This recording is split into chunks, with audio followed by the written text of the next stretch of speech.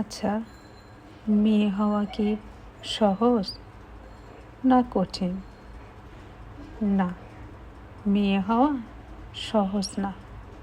মেয়ে হয়ে জন্ম নিলে ফর্সা হতে হবে, চেহারা ভালো হতে হবে, বেশি মোটা হওয়া যাবে না, আবার বেশি চিকনও না। একদম ফিট থাকতে হবে, খাটো হওয়া যাবে না, আবার বেশি লম্বাও না। বাবার প্রচুর টাকা থাকতে হবে, শিক্ষিত হতে হবে, আবার বয়সও কম হতে হবে, সকল কাজ জানা থাকতে হবে।